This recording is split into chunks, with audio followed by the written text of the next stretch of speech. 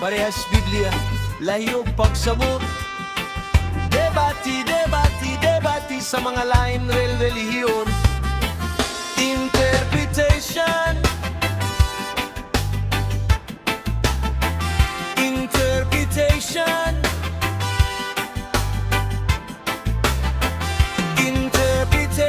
ra lahi-lahi ta o pagsabot sa pagbasa, parehas og pulong pero lain o kahulugan sa mata.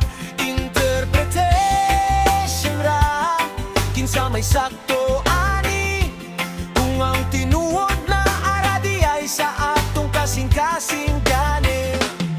Naa sa simbahan nagtanaw sa pulong, parehas libro pero naglain ang tulong. Usa moingon mauni ang dalan, ang pikas pud mo tubab lain pud akong nasabtan. Verse by verse, context ginabasa, pero ang meaning usahay magkalasa. Debati sa stage, mura gera sa huna-huna, pero ang tinuod kalinaw unta ang tumong nila.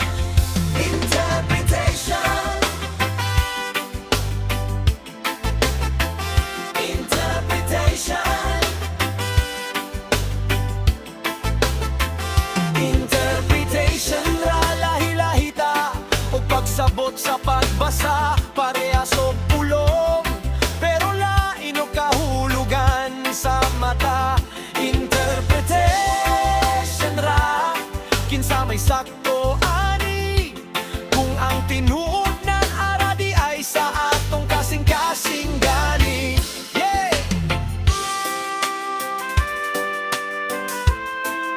Na ay mga pastor na napikon na judog grabe ang makipaglalis nila. Mga tao nagsige na judog kansyaw sa laing relihiyon. Hoy, debati bahin sa Biblia, islang ta nagbarog sa pagtuo, lahi-lahi o punto.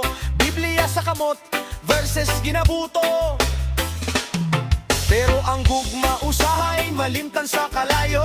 Mga pangutana nga lisod sa pon sa tao. Sunday ba o laing adlaw ang tinuod? Kaluwasan ba pinaagi sa unsa nga paagi gyud?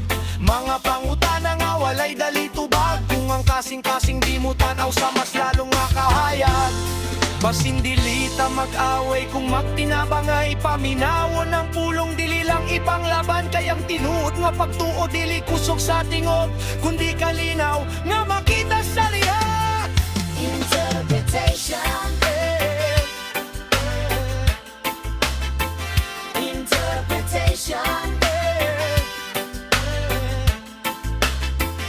Interpretation ra lahi-lahi ta o pagsabot sa pagbasa, pero usara gihapon ang tinubdan sa grasya.